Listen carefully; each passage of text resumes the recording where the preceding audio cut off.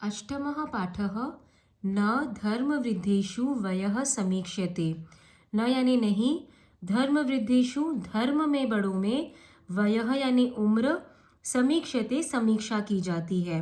इसका मतलब है कि जो धर्म में बड़े होते हैं यानी जो ज्ञान में बड़े होते हैं, जो अपनी ड्यूटीज़ बहुत अच्छे से फुलफिल करते हैं, ऐसे लोगों में उम्र नहीं देखी जाती है। भले ही ऐसे लोग कम उम्र के हों, लेकिन उन्हें बहुत रिस्पेक्ट दी जाती है। तो ये जो स्टोरी है, ये अष्टावक्र नाम के एक बच्चे की स्टोरी है जो सिर्फ 12 साल का था, लेकिन बहुत ज़्यादा ज्ञानी था और उसने बहुत सारे बड़े बड़े विद्वानों को, पंडितों को शास्त्रार्थ में हरा दिया था। तो उसकी कहानी है, इसलिए कहा गया है कि जो ज्ञान में बड़ा होता है तो उसकी उम्र नहीं देखी जाती है। तो बालः अष्टावक्रः मित्रैः सह, जो अष्टावक्र नाम का बच्चा है वो मित्रों के साथ क्रीडित्वा गृहं प्रत्यावृत्तः, खेलकर घर वापस आया। सह जननीम अपृच्छत, उसने माता को पूछा, मातः क्व आस्ते मम पिता, कहाँ है मेरे पिता, इति ऐसा। सा अवदत, वह बोली, जात बेटा, तव पिता तुम्हारे पिता, राजर्षेः जनकस्य सभाम, राजा जनक की सभा में, विद्वद्भिः सह विद्वानों के साथ, शास्त्रार्थाय शास्त्रार्थ के लिए, गतः आसीत् यानी शास्त्रों पर डिबेट के लिए गए थे। किंतु अधुना यावत न प्रतिनिवृत्त, लेकिन अभी तक वापस नहीं आए। अहम अपि चिंतातुरा अस्मि, मैं भी बहुत चिंतित हूँ। इदम निशम्य, यह सुनकर, अष्टावक्रः प्रत्यवदत्, अष्टावक्र ने जवाब दिया, जननी अलम चिंतया, चिंता मत करो, श्वः प्रभाते एव, कल सुबह ही, अहम मैं, राजसभा गत्वा ज्ञास्यामि, राजसभा जाकर जानूंगा, का वार्ता क्या बात है, इति ऐसा। माता अवदत्, त्वं बालः असि, तुम बच्चे हो, राजसभायां तव प्रवेशः न सुलभ, राजसभा में तुम्हारा प्रवेश आसान नहीं होगा। तत्र तव उपहासः अपि संभाव्यते, वहां पर तुम्हारा मजाक भी बनाया जा सकता है। तो ऐसा माता ने इसलिए कहा था क्योंकि ये जो अष्टावक्र नाम का बच्चा था, इसका नाम अष्टावक्र इसीलिए था क्योंकि इसका जो शरीर था वो 8 जगह से वक्र था, यानी डिस्टॉर्टेड, यानी टेढ़ा था। उसको, उसकी एक पुरानी स्टोरी है कि उसको अपने पिता से ही ये ऐसा श्राप मिला हुआ था, कर्स मिला था।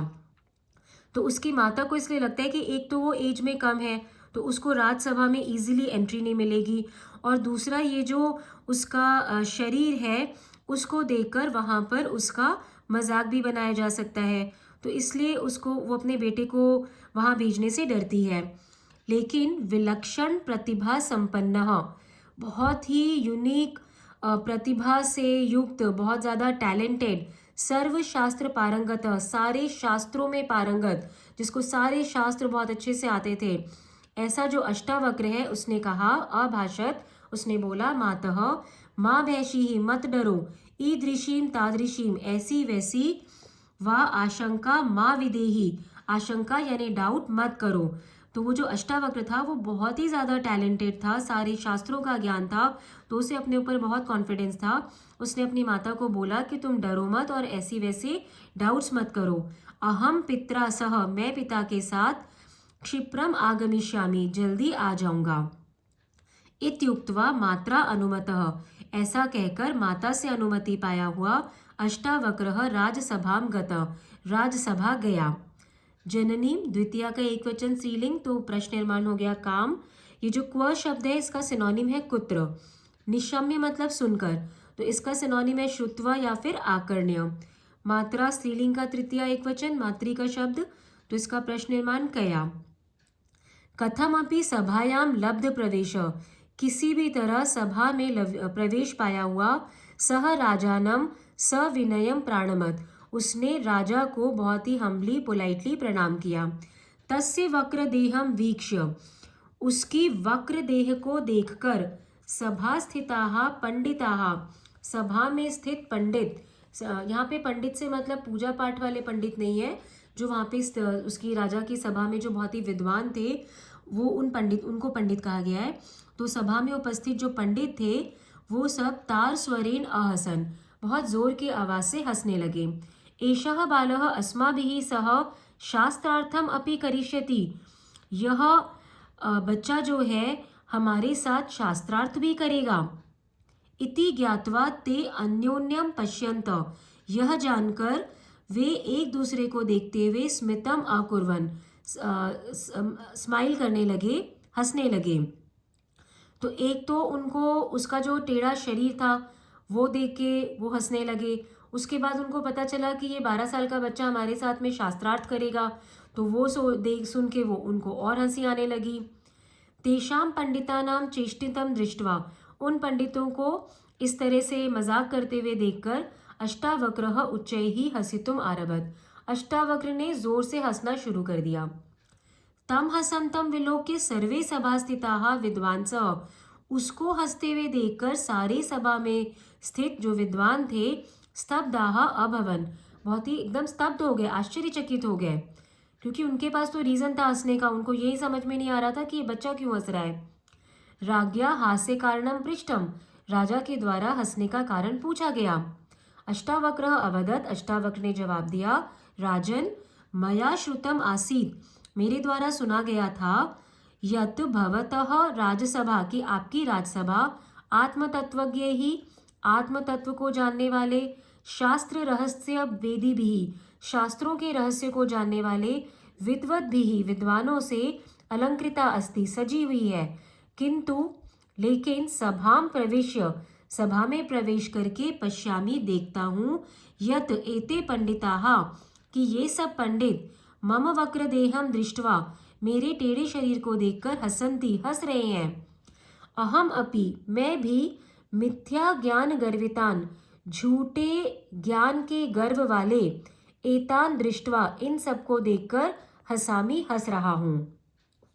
राज्ञा तृतीया है राजन शब्द का, केन प्रश्न निर्माण, और मया यहाँ पर अष्टावक्र के लिए आया है, अस्मत् का तृतीया, तो इसका भी प्रश्न निर्माण केन।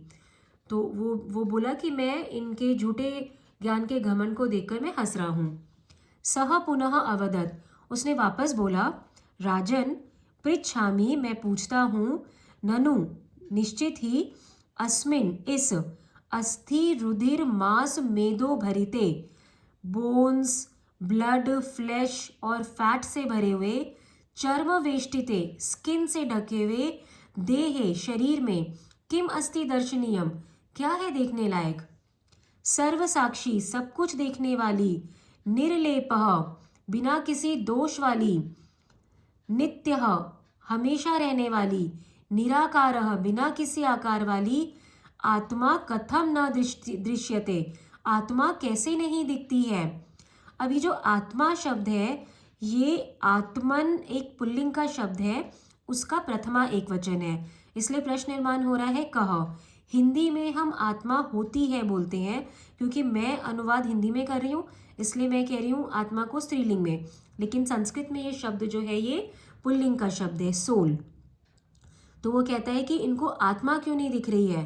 वदंतु भवन्तः, आप सब बोलो, किम वक्रे देहे आत्मा वक्रः भवति, क्या टेढ़े शरीर में आत्मा टेढ़ी होती है। यदि नदी वक्रा, किम तस्याः जलम अपि वक्रम, अगर नदी टेढ़ी हो तो क्या उसका पानी भी टेढ़ा होगा। राज्ञः जनकस्य अनुमत्या, राजा जनक की अनुमति से, अष्टावक्रः, अष्टावक्र ने, पंडितैः सह, पंडितों के साथ, शास्त्रार्थम कृत्वा, शास्त्रार्थ करके, तान अजयत, उन सबको हरा दिया। राज्ञः षष्ठी प्रश्न निर्माण कस्य, अष्टावक्र से आत्मज्ञानम, अष्टावक्र के आत्मज्ञान को, शास्त्र पांडित्यम, शास्त्रों के नॉलेज को, बुद्धि पाटवम, उसकी बुद्धि की चतुराई को, संयम आदि गुण जातम, संयम यानी पेशेंस, सेल्फ कंट्रोल, ऐसे गुणों को जानकर, च निरीक्ष्य, और देखकर, राजर्षि ही जनकः, राजा जनक ने, प्रभावितः भूत्वा, प्रभावित होकर, तस्मै निवेदितवान, उसको रिक्वेस्ट किया, भगवन, अहम भवद दर्शनैहि आत्मानं धन्यम मन्ये, मैं आपके दर्शन से खुद को धन्य मानता हूँ। इच्छामि, चाहता हूँ, भवद्भ्यः किंचित दातुम, आपको कुछ देना। दाय चतुर्थी का उपपद है, इसलिए आपको देना, तो भवत को चतुर्थी लगी है, भवद्भ्य, तो वो कहता है कि मैं आपको कुछ देना चाहता हूँ। अष्टावक्रः प्रत्यवदत्, अष्टावक्र ने जवाब दिया, यदि भवान इच्छति तदा यत वस्तु तो जो वस्तु भवदीयम अस्ति, आपकी है, तत्मह्यम अर्पय, वो मुझे अर्पित कर दो। तो राजा जनक बोलते हैं राज्यम अर्पयामि। तो अष्टावक्र कहता है राज्यम भवदीयम नास्ति, राज्य आपका नहीं है। एतत् वंश परंपरा प्राप्तम, ये तो आपको वंश परंपरा से मिला है, आपको अपने एंसेस्टर्स से मिला है। तो जनक कहते हैं धनम धनम ददामि, धन दे देता हूं। तो अष्टावक्र कहते हैं धनम भवदीयम नास्ति, धन आपका नहीं है। एतत् प्रजायाः सकाशात आगतम, ये प्रजा के पास से आया है। तो जनक कहते हैं शरीरम प्रयच्छामि, शरीर देता हूं। तो अष्टावक्र कहता है आत्मा शरीरस्य अध्यक्षः न भवान, शरीर का स्वामी आत्मा है, आप नहीं हो। तो जनक कहते हैं स्वकीयम मनः समर्पयामि, मैं अपना मन समर्पित कर देता हूँ। तो अष्टावक्र कहते हैं अस्तु इदम एव अस्तु, ऐसा ही हो, दीयताम में स्वमनः, आप मुझे अपना मन दे दो। तो जनक कहते हैं भगवन दत्तम स्वमनः भवते, मैंने अपना मन आपको दे दिया। संप्रति आदिशतु, तो अब आदेश दो, माम राज कार्याय, मुझे राज कार्य के लिए, मुझे राज कार्य करने के लिए अब आदेश दो। राज कार्याय चतुर्थी है, इसलिए प्रश्न निर्माण कस्मै। तो अष्टावक्र कहते हैं कथम भवान करिष्यति राज कार्यम, कथम यानी कैसे, भवान आप, करिष्यति राज कार्यम करोगे राज कार्य, भवतः मनः तु मम अधीनम, आपका मन तो मेरे अधीन है, मेरे अंडर है। मनसा शून्य, मन से शून्य, बिना मन के, भवान आप, संकल्प विकल्पौ कर्तुम, सही गलत, संकल्प विकल्प आचार विचार कर्तुम न अर्हति, नहीं कर सकते हो। अर्हति का सिनोनिम है शक्नोति, आप आचार विचार संकल्प विकल्प सही गलत कुछ नहीं कर सकते हो।